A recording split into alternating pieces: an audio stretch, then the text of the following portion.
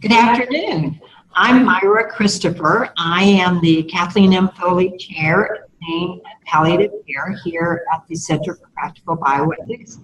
And with me is my friend and dear colleague, Dr. Rosemary Flanigan. Today, we are doing the second of our live discussions, which we hope all of you will join us regularly. They'll be every couple of weeks. And we're going to focus on gun violence as a public health issue. Now, we decided to do this because in August 10th, in fact, we will have the Flanigan Lecture, which was 22nd at the Joseph Health Center, and it's going to be on this theme of gun violence as a public health issue. And we'll talk more about that. We'll give you details about that, which are also on our website. But when we decided to do the Flanigan Lecture on this topic months ago, nearly a year ago, we had no idea that our society would have had this terrible rash of shooting across the country, really. So this is a very timely topic. What we want to do, though, is something a little different, I think, than what we're hearing on the media and in other venues. We want to talk about this from an ethics perspective. That's what we'll do in each of these sessions, is we'll take some current topic or event and try to frame it in an ethics framework. But we want to talk about this not as a legal matter, not as a political matter. We don't want to get into the Second Amendment and all of that legal stuff. We want to talk about it from a public health perspective. But I think, Myra, as much as we don't want to, we cannot skirt the fact that it is such a political issue. We cannot skirt the fact that the Second Amendment is at root the instrument that enables so many political and legislative types to permit proliferation of guns in our American society. So, you know, I might slip into it and you can haul me back, but it is, gun violence is so interwoven in our culture, and it has so many tentacles that I won't be surprised with the discussion. Rosemary, do a little philosophy. Talk about the difference. When we do ethics, we have to first distinguish between doing personal ethic and doing social ethic. My knowledge, which was instilled in me from baby, taught me what I call right and wrong. But I have spent my life justifying or failing to justify that early moral teaching. Now, when I question what I have been taught as right or been taught as wrong, then I'm doing ethics. And the way I hold on to my argument is by using as my anchor a virtue that I want to bring into being, or a principle which I find is like a guiding beam that I can work with and discuss with other people, that if you try to act well, you will act in a certain way. Or I look at the consequences of an action. And my reading on gun violence as a public health issue stresses that we will probably be doing more consequentialist thinking today than virtue ethic or a principal ethic. And the reason probably is because this is so much a part of a social framework. And so when you're trying to talk about what is good for the most people, you're looking almost unconsciously, subconsciously certainly, at the consequences of your actions. And so that's why when we're trying to define the perfect society and to place the role of guns in that society, we're going to be doing very much consequentialist thinking. I think so, but Rosemary, I want to push on that a little bit, because in a democracy, in our democracy, there has always been sort of a governor or a guard to protect us from a purely consequentialist way of thinking, that the greatest good for the greatest number of people is the right thing to do. And we've always made some concessions. So for me, philosophically, what I want to do is, yes, I'm fine with using a consequentialist approach, but I think there need to be some underlying principles that we keep coming back to. Oh, without a doubt, because when we define or try to push your thinking to define what would make a better society for us, there are certain givens that no matter what kind of good consequences might come from not honoring those, you would not want to live in that society. Right, right. And Rosemary, since we agreed to do this conversation makes me nervous, because the current state of affairs in our society, it is so politically charged and it's so emotionally charged. You made a comment before we went live that, you get so angry when you think about this. So I think we have to really own that, but we have to struggle to devoid ourselves of that as much as we can. So I think where we ought to start our discussion today is to talk about that we have bifurcated this issue, as we do many in our society. So you're either all for everybody having as many guns of any kind wherever they wish to, and then on the other side are those who say, no, guns are evil and they need to be removed from our society. So where is there some common ground from which we can begin But Myra, it's not that simple. I mean, that doesn't sound make it very simple.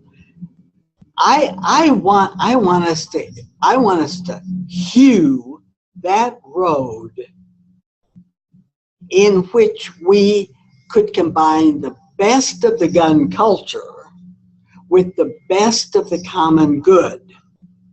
And I think I was reared in that kind of culture. We had guns in our house. My brother shot guns and trapped and killed squirrels, and I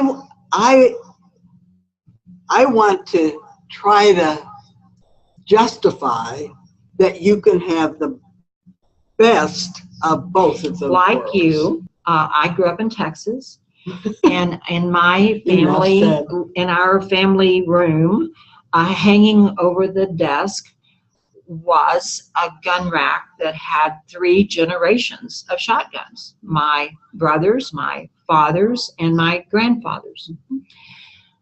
My brothers hunted all the time for recreation and sport.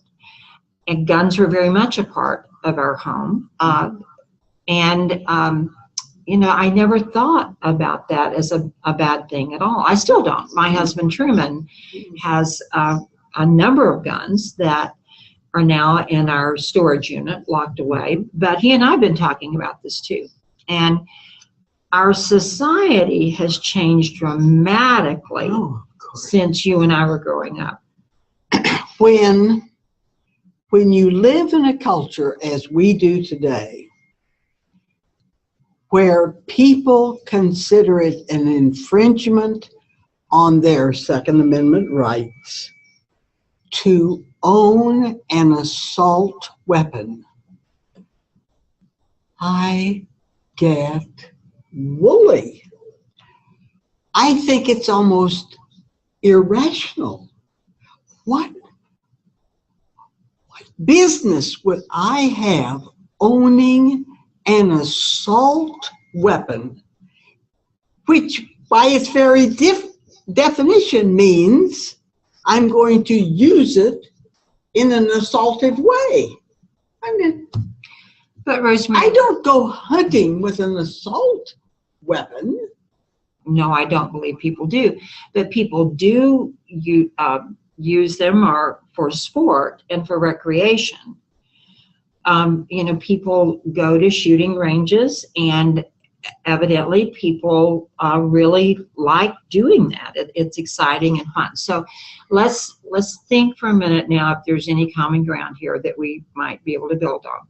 So you and I think that weapons for sport should be justified. Can be justified.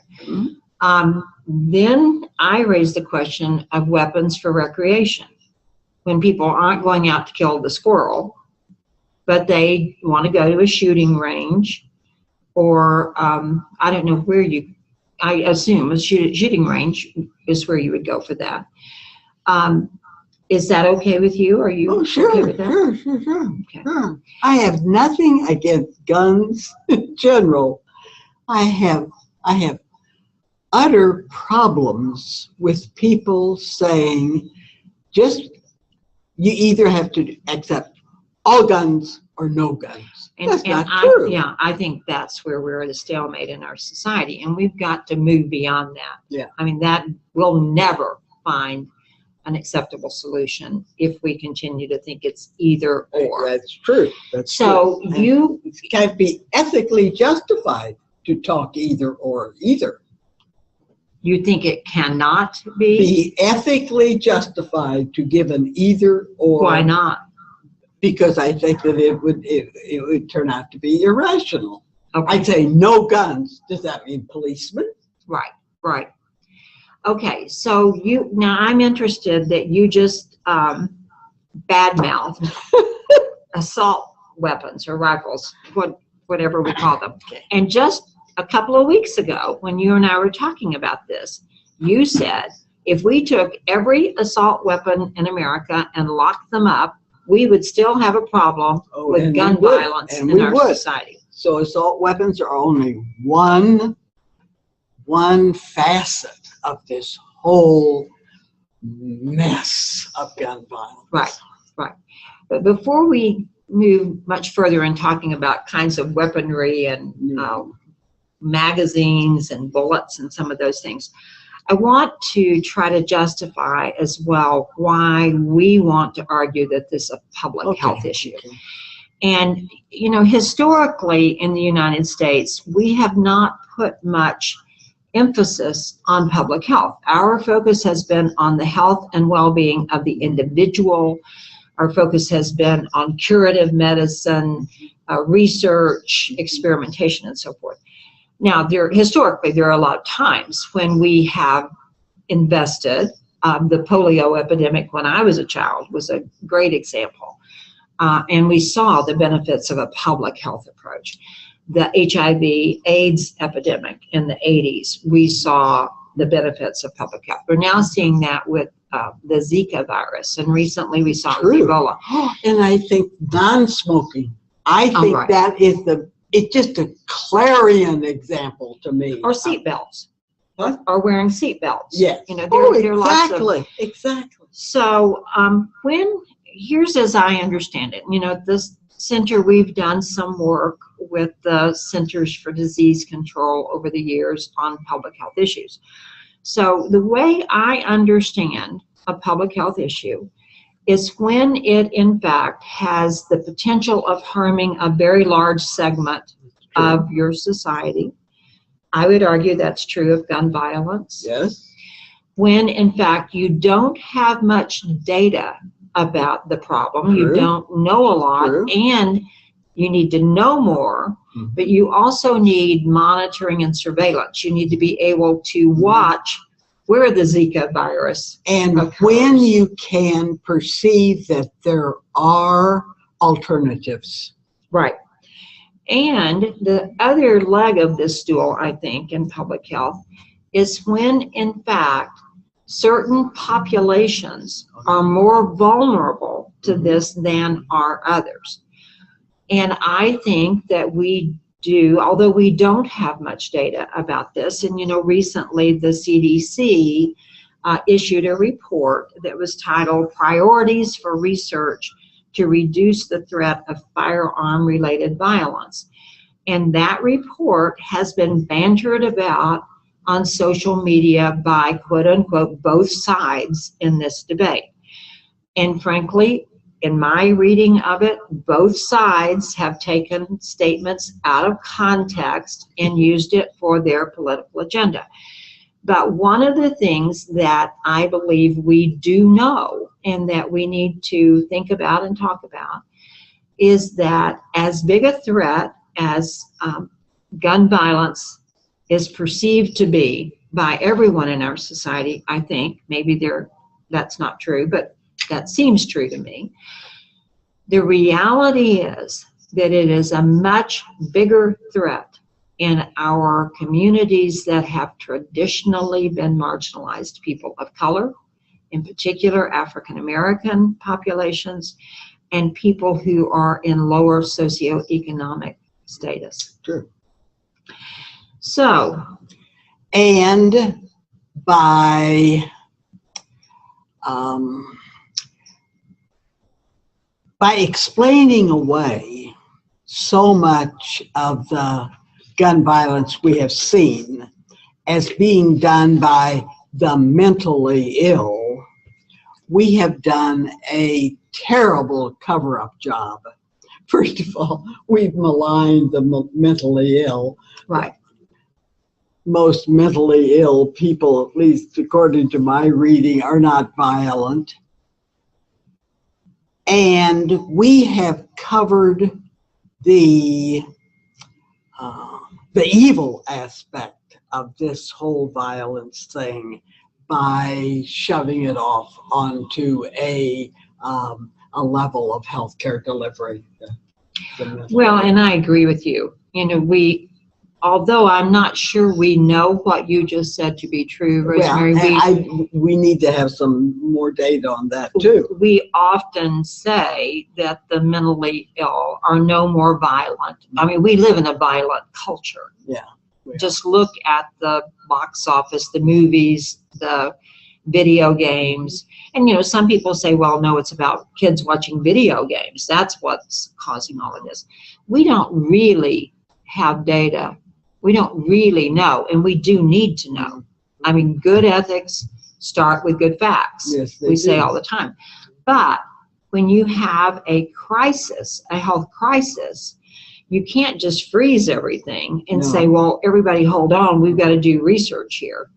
You have to come to social policy that people of goodwill and common sense believe is acceptable in the interim. It may be wrong, but ultimately you may conclude that you've taken the wrong tack, but you do need to act. And see, do you notice how we're looking ahead?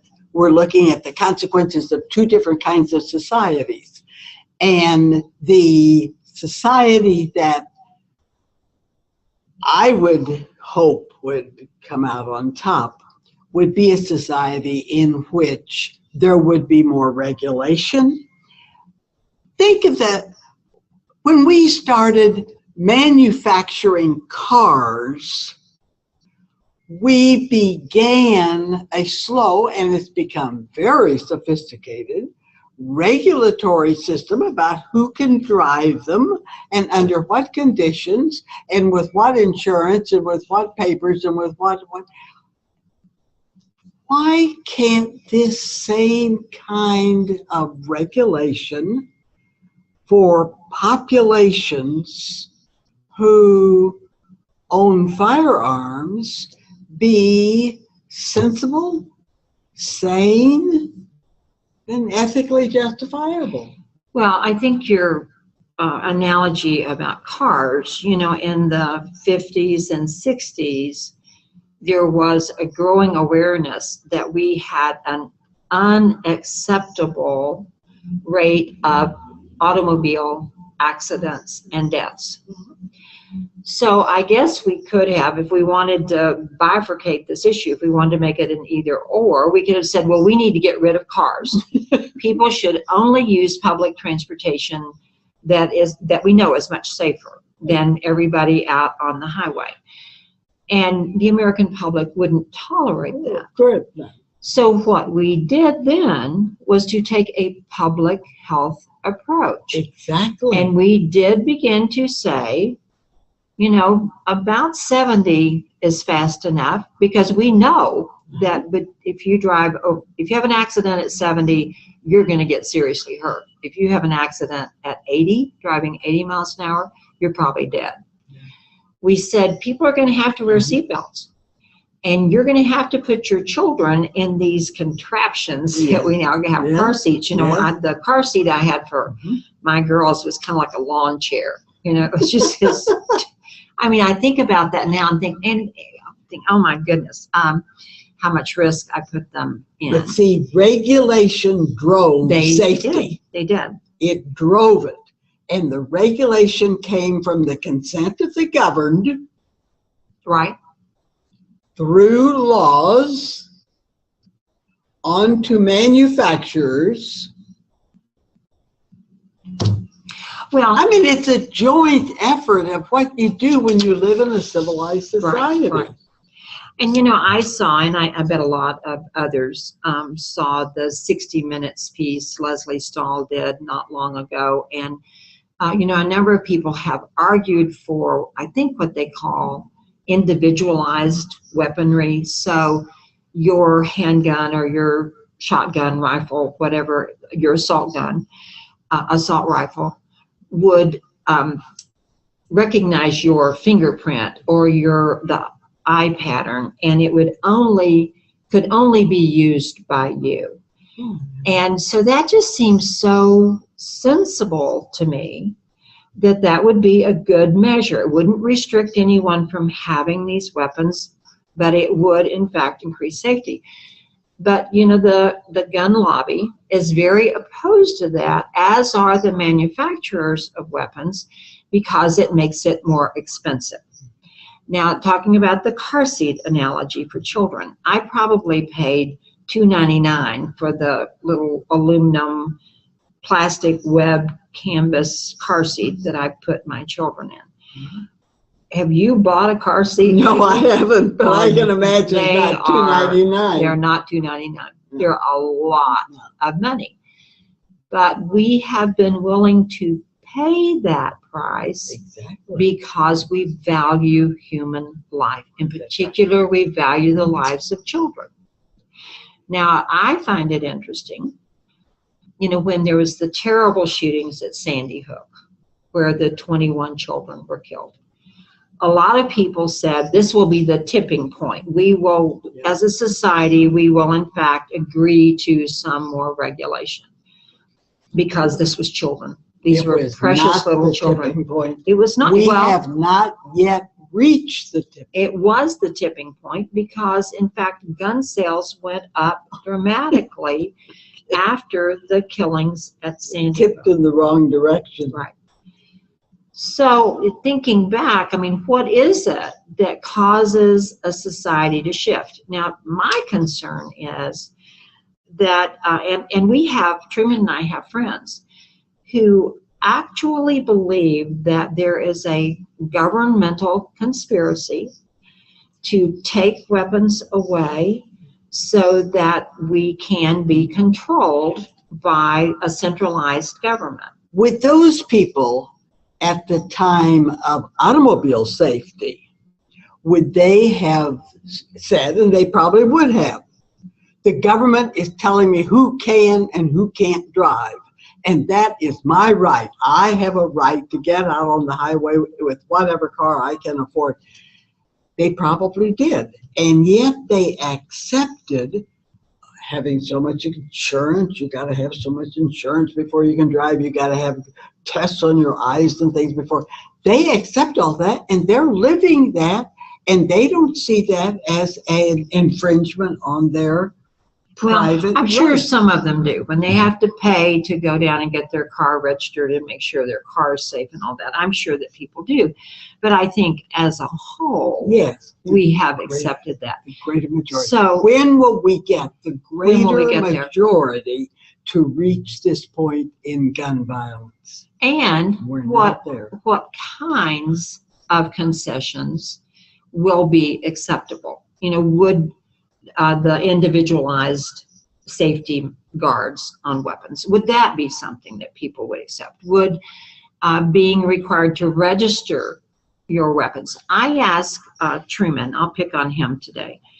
I asked Truman the other day because he's concerned about these things too, but he is a gun owner and has all of his life enjoyed sport with his guns.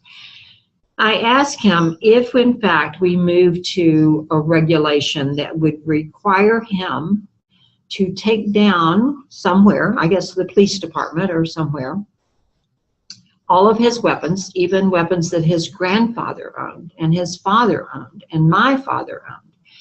If it required him to take them and register them and pay a fee that he knew would be used for the maintenance of a system, would he be willing to do that? And I fully expected him to say, now, Myra Jean, now you've gone from meddling to preaching. No, I would not do that. That's ridiculous. I was surprised, actually, when he said, yes, I would do that. I think we're at a place in our society where there have to be measures. But I'm not sure. Lots of Trumans I don't out know. there. I don't know whether there are or there What aren't. can we do as a society to change the culture? And that is so true. Such a good question. So that more people answer the question like Truman did. Yeah. Well, I think this is a question from one of those who is listening today, and I want to address the question, but then I want to come back and give people more information about the Flanigan lecture too, some more specifics. So what do people need to know? We're talking about a cultural transformation. Mm-hmm. How do you change a culture? We've talked about data, but data does not change culture. There's this thing about don't confuse me with the facts here. Mm-hmm. I know what's really going on here. In my view, I think that we have to have more open conversation, respectful conversation with people who disagree. I think the Bioethics Center should co-host a program with the NRA.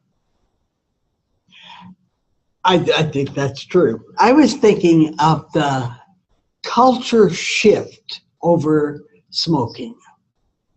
And I can remember a young man I knew years ago who was not moved at all by all the data that said you'll probably end up with cancer. But when his little daughter said to him, "Daddy, do you want to die?" he quit smoking that night. So that little girl had a fact. She heard the fact. The fact itself didn't change him. It was his daughter's perception of what that fact would mean to her that changed his. What can we do as a society to change the culture? Probably would take millions of pages, but each step in those pages is important. Well, and I think as you're talking about with the story of your friend, it is a combination of narrative, Yes. of stories about real people. Yes. It is about things we know, the science, what's true and what's not true. And it is about conversation, whether it's between children and their parents or friends. You know, I think the smoking analogy is interesting, Rosemary. I smoked for 10 years. And there were so many cultural factors that promoted women my age to smoke. So when you went to college and went through Rush, they passed around little silver trays at the sorority houses, and all the cool girls smoked. Now that's when I started smoking. You watch the old movies on TCM. Oh, and they were smoking. They smoked like trains. Oh yeah. And So you know, Virginia Slims had a women's tennis tournament, and all the ads were beautiful, slim women who smoked. And smoking for me was a weight control measure. You know, instead of eating all the time, which I do now, I smoke. For me, it was twofold. It was peer pressure when Truman decided he would quit smoking, my husband, and it was also the data about secondary smoke, and that my children could be harmed from me smoking even if they never smoked. So when you think about changing a culture, that if not a Berlin Wall, and even the Berlin Wall fell down, cultures change, and we can be agents of those changes by encouraging people to talk about it, to think about it, to read about it. You know, one of the things that we do in ethics, I know you did this all the years you were teaching poor young students philosophy and ethics, you tortured them by making them take a position that was contrary to their own personal belief and to try to construct a logical argument in defense of that. So I heard someone the other day say that in a more simple way, in that they said that those people who are adamantly opposed to gun regulation need to be in a situation where they have to try to argue for that. And those who are adamantly in favor of it have to be able to make an argument that would, in fact, oppose their position. So we got to get out of our comfort zone. We've got to have some facts. We've got to engage in conversation with people who are not like-minded. Yeah. And we have to begin to pursue common ground and think about social solutions that are realistic. I wanted to share a little bit more detail about the Flanigan lecture and symposium. It's actually a 2-day event this year. Rosemary, you mentioned the event on the evening of August 10th, which will be at St. Joseph's Health System out south. And I wanted to mention that Dr. Daniel Webster, who has a master's in public health and a doctorate from Johns Hopkins University, you know, one of our really finest public schools, schools of public health in the country, is going to be speaking that night. And he's going to talk about this issue. I hope that people will come. We do ask them to make a reservation. He's going to talk about public health models. What are some options that we have here? We need him in this discussion today, I think. But it begins, the reception is at 6 with the lecture beginning at 7. It is free, but you do need to call the center. But the next day, the full-day symposium is not at St. Joseph. It is actually at Kansas City University of Medicine and Biosciences, which is on Independence Avenue. And it starts at 9 o'clock and it goes till 3. And Dr. Webster will be joining us, but there will be others who will also be engaging in this discussion. If people are not in the Kansas City area, both of these events will be posted on our website. Now, I don't think they're live streamed. I think they are after the fact we post them. But I hope that people will avail themselves to these things. We would love to have you come, if you can, to the public forum, and if you're interested in and bring your friends, even those who want to hear the arguments on the other side, because I think that symposium isn't going to be just packed with my kind of people. I mean, the kind of people that I call acting sensibly. We'll also hear It'll just be all these what crazy other people call acting sensibly. So that will be good. Please, we're asked to give the website and the website address is just www.practicalbioethics.org. And the phone number, you can call Cindy Leyland, our sweet friend, at 816-979-1357 to make a reservation. So you can go online and do it, or you can call and Cindy will do it for you. So we hope some of you will come. So let's quit talking and see what happens if there's a moment of silence. What gives me encouragement is that this is becoming public discourse. There are several things that are becoming public discourse in this very momentous summer that we're living through. But gun violence as a public health issue, that particular slant on gun violence is becoming public discourse, and I'm terribly glad that we're going to have it as the theme of the lecture on August 10th.